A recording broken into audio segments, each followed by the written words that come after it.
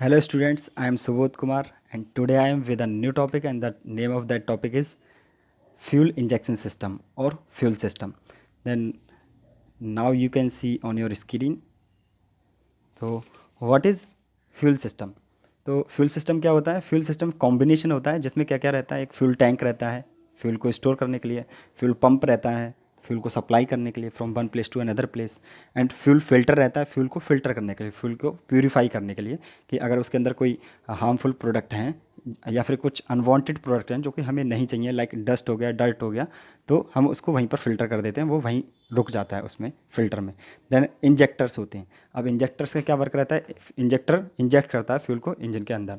Okay, अगर देखा जाए तो फ्यूल सिस्टम का क्या मेन एम रहता है या फिर क्या उसकी रेस्पॉन्सिबिलिटी रहती है? इसकी रेस्पॉन्सिबिलिटी रहती है फ्यूल को डिलीवर करना from a storage tank to engine.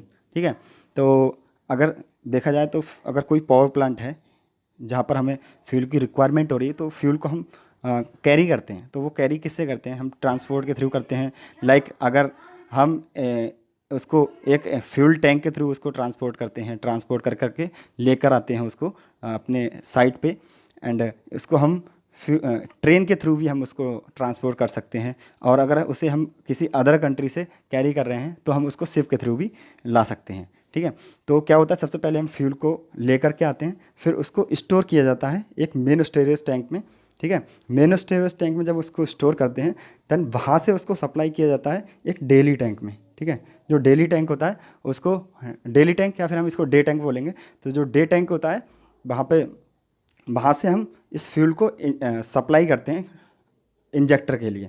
ठीक है, तो जो डे टैंक होता है ये अप्रॉक्सीमेट 8 आवर्स तक इसमें इतना इतना फ्यूल रहता है जो कि अप्रॉक्सीमेट 8 आवर्स तक वर्क कर सकता है।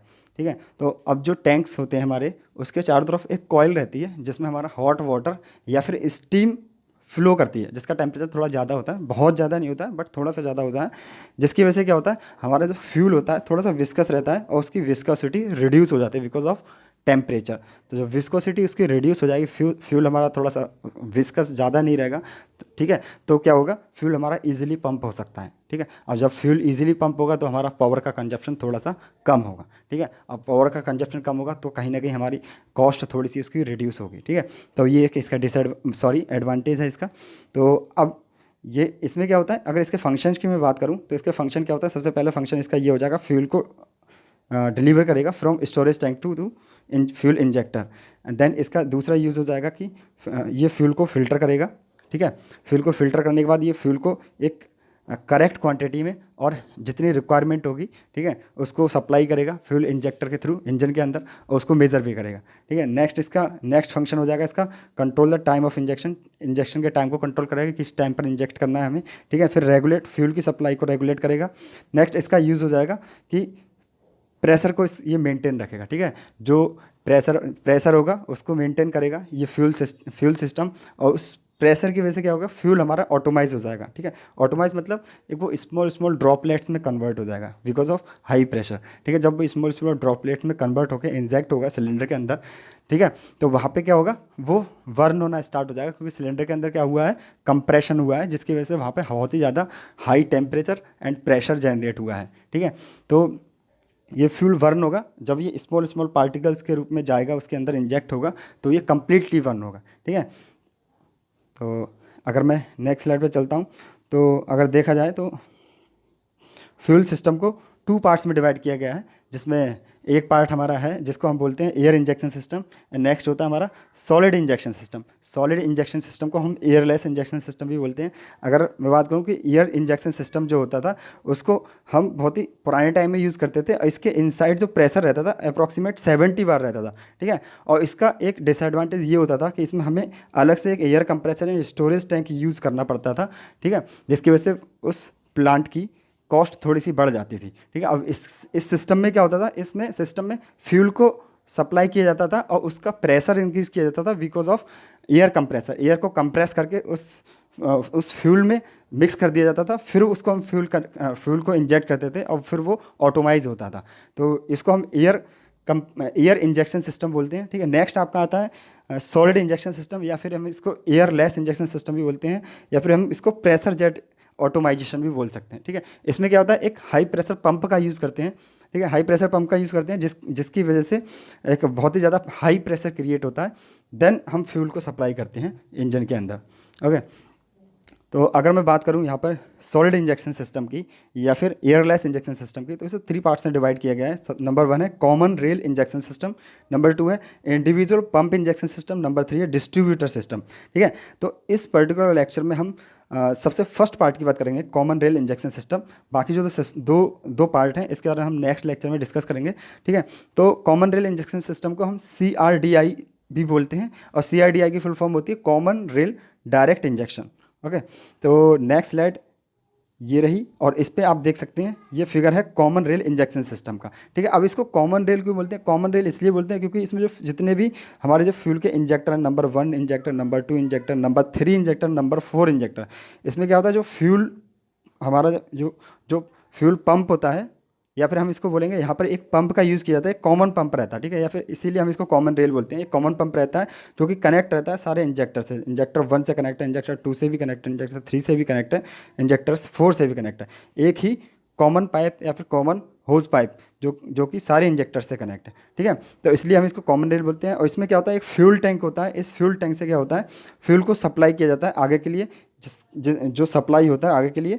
ठीक है, और यहाँ पे एक लिफ्ट पंप रहता है, इसको हम लिफ्ट पंप या फिर लो प्रेशर पंप भी बोलते हैं, जिसकी वजह से क्या होता है, फ्यूल ऊपर की तरफ लिफ्ट होता है और ये फ्यूल फिल्टर की तरफ जाता है। और यहाँ से फ्यूल फिल्टर हो जाता है हमारा, जो भी पार्टिकल्स अनवांटेड या एक्सेस पार्टिकल्स जो होते हैं जो हमें नहीं चाहिए वो यहाँ पर ही रह जाते हैं।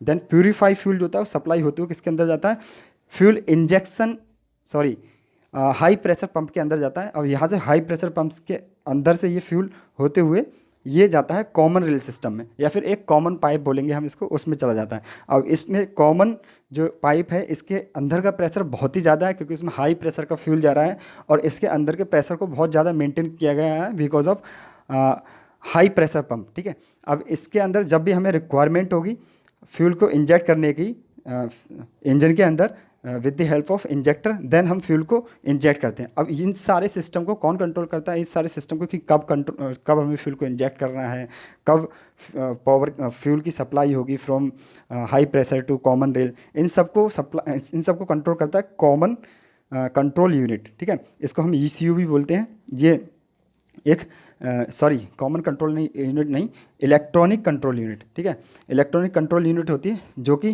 कनेक्ट रहती है आपकी कॉमन रेल से भी कनेक्ट रहती है, हाई प्रेशर पंप से भी कनेक्ट रहती है, और इंजेक्टर्स से भी कनेक्ट रहती है पर्टिकुलरली। ठीक है, ये इसमें सेंसर का यूज़ होता है जिसकी वजह से ये सेंस करती है और अकॉर्डिंग टू लोड वर्क करती है। जब लोड ज़्यादा रहेगा तब ये फ्यूल को ज़्यादा सप्लाई करेगी, जब लोड कम रहेगा तो ये फ्यूल को कम सप्लाई करेगी। तो क्या हुआ, यहाँ से ये कंट्रोल करती है, जब रिक्वायरमेंट होती है तब फ्यूल को इंजेक्ट कर देती है सिलेंडर के इनसाइड। ठीक है, और यहाँ से क्या होता है, जो भी अगर कोई फ्यूल बच रहा है या फिर कोई एक्स्ट्रा आ गया है तो वो फिर से सप्लाई हो जाता है किसके अंदर, फ्यूल टैंक के अंदर। अगर मैं आपको यहाँ पर सिलेंडर एंड पिस्टन का अरेंजमेंट दिखाऊँ तो आप ये देख सकते हैं, ये आपका पिस्टन है, ये सिलेंडर है। ठीक है, ये इनलेट वाल्व है और ये एग्जॉस्ट वाल्व है। ठीक है, तो आप जानते ही होंगे डीजल इंजन हो या फिर पेट्रोल इंजन हो तो उसमें क्या होता है, 4 स्ट्रोक होते हैं। एक 4 स्ट्रोक में क्या क्या रहता है, एक सक्शन होता है, सक्शन स्ट्रोक होता है हमारा, एक कंप्रेशन स्ट्रोक होता है, एक एक्सपेंशन स्ट्रोक होता है, और नेक्स्ट हमारा एग्जॉस्ट स्ट्रोक होता है। तो सब सक्शन स्ट्रोक में क्या होता है, यहाँ से हमारे अंदर हमारे सिलेंडर के अंदर क्या होता है, एयर जो है एंटर करती है, फिर ये वॉल्व क्लोज हो जाता है, उसके एंटर करने के बाद सक्शन स्ट्रोक के बाद देन कंप्रेशन स्ट्रोक स्टार्ट होता है। इसमें क्या होता है, जो हमारी पिस्टन होती है ये बॉटम डेड सेंटर से टॉप डेड सेंटर की तरफ जाती है। देन हमारा जो एयर इसके अंदर एंटर हुई है वो कंप्रेस्ड हो जाती है, उसका टेम्परेचर प्रेशर बहुत ज़्यादा बढ़ जाता है। फिर क्या होता है, उसके बाद हम फ्यूल को इंजेक्ट कराते हैं। ये फ्यूल इंजेक्टर है, आप देख सकते हैं, ये फ्यूल इंजेक्टर है, यहाँ से हम फ्यूल को इंजेक्ट कराते हैं। तो ये फ्यूल जब जाएगा सिलेंडर के अंदर तब इस फ्यूल की बर्निंग होगी, और इस बर्निंग की वजह से हमें यहाँ पर पावर स्ट्रोक मिलेगा, जिसकी वजह से नेक्स्ट प्रोसेस होता है। नेक्स्ट प्रोसेस मीन्स ये पिस्टन मूव करेगा up and down, means reciprocating motion होंगे यहाँ पे, ठीक है। ये रेसिप्रोकेटिंग मोशन एक रोटेटिंग मोशन में कन्वर्ट हो जाएंगे, जो कि शाफ्ट को रोटेट कराएंगे, जो क्रैंक शाफ्ट है उसको रोटेट कराएंगे, ये रोटरी मोशन में कन्वर्ट हो जाएंगे। अब ये शाफ्ट कनेक्ट रहती है हमारी जनरेटर से, ठीक है। और जनरेटर का क्या वर्क रहता है, मैकेनिकल एनर्जी को इलेक्ट्रिकल एनर्जी में कन्वर्ट कर देता है, जिसकी हेल्प से हमें जो है एक इलेक्ट्रिसिटी मिल जाती है। क्योंकि हम यहाँ पर पावर प्लांट में फ्यूल इंजेक्शन सिस्टम की बात कर रहे हैं, इसलिए हम यहाँ पे इलेक्ट्रिसिटी की बात कर रहे हैं कि इलेक्ट्रिसिटी जनरेट होगी। अदरवाइज़ हम इसको इंजेक्शन सिस्टम्स को, इसको cylinder crank and cylinder system को हम जो है व्हीकल्स में भी यूज़ करते हैं, जहाँ पर क्या होता है, इस क्रैंक शाफ्ट को जो कनेक्ट कर दिया जाता है, जिसकी वजह से हमारा जो व्हील होंगे वो मूव कर सकें, ठीक है। तो वहाँ पर ये रोटरी मोशन का उसमें यूज़ किया जाता है। यहाँ पर जो हम पावर प्लांट की बात कर रहे हैं, तो ये जनरेटर की शाफ्ट को रोटेट कराने में हम यूज़ कर रहे हैं, जिसकी वजह से इलेक्ट्रिसिटी जनरेट हो। अब यहाँ पे आप फिगर में देख सकते हैं, यहाँ पे 4 इंजेक्टर्स हैं, मीन्स यहाँ पर ये 4 सिलेंडर इंजन है, यहाँ पर 4 सिलेंडर्स का यूज़ किया जा रहा है। ये जैसे कि ये इंजेक्टर है पर्टिकुलर, ये रहा इंजेक्टर, ठीक है। यहाँ पर एक पिस्टन, यहाँ पर एक सिलेंडर रहेगा, इसके अंदर एक पिस्टन रहेगी, ठीक है। ये कनेक्ट रहेगी आपकी क्रैंक शाफ्ट से, ऐसे इसमें भी एक सिलेंडर रहेगा, यहाँ पर एक पिस्टन रहेगी, इसमें भी एक सिलेंडर रहेगा, एक पिस्टन रहेगी यहाँ पर भी। तो इसलिए हम इसको 4 सिलेंडर इंजन भी बोल सकते हैं, 4 सिलेंडर इंजन भी बोल सकते हैं यहाँ पर, ठीक है। तो नेक्स्ट अगर हम चलते हैं, तो अगर मैं बात करूं इसके एडवांटेजेस की, क्या कि इसके एडवांटेजेस क्या क्या रहते हैं, तो सबसे पहली बात, इसमें एक कॉमन पाइप का यूज़ किया जाता है, कॉमन, जिसकी वजह से हम इसको कॉमन रेल बोल रहे हैं। तो इस वजह से इसकी डिज़ाइन थोड़ी सी सिंपल हो जाती है, क्योंकि अगर हम हर इंजेक्टर के लिए एक डिफरेंट पाइप यूज़ करेंगे, ठीक है, एक इंडिविजुअल पाइप यूज़ करेंगे, तो उससे क्या होगी, उसकी स्ट्रक्चर थोड़ा सा कॉम्प्लिकेटेड हो जाएगा, उस स्ट्रक्चर की वजह से उसकी मेंटेनेंस भी थोड़ी सी कॉम्प्लिकेटेड होगी। तो इसका एक एडवांटेज ये होगा कि इसका जो सिस्टम होता है हमारा, थोड़ा सा सिंपल होता है, और इसकी मेंटेनेंस जो होती है थोड़ी सी ईजी होती है। ओके, नेक्स्ट मैं अगर बात करूँ, तो इसमें इसका सबसे बड़ा एडवांटेज तो यही है कि ये एक कॉमन पंप को यूज़ कर रहा है, जो कि सारे इंजेक्टर से कनेक्ट हैं, ठीक है। और इसकी नेक्स्ट एक ये एडवांटेज भी हो जाएगा, इनकी फ्यूल इकोनॉमी, फ्यूल को इकोनॉमी बनाता है ये, क्योंकि केवल एक सिंगल पाइप का यूज़ कर रहे हैं, क्योंकि 100% एफिशिएंसी तो हमें कहीं नहीं मिलती है। अगर वहाँ पर एक सिंगल पाइप है, तो वहाँ पर भी कहीं ना कहीं फ्यूल का लॉस हो रहा होगा, और अगर हम एक पाइप की जगह कई सारे पाइप्स का यूज़ करेंगे, तो उन सबको मिलाकर लॉस थोड़ा ज़्यादा होगा। इसलिए यहाँ पर फ्यूल इकोनॉमिक होता है, और ये सिस्टम थोड़ा सा इकोनॉमिक रहता है, ठीक है। अगर मैं बात करूँ,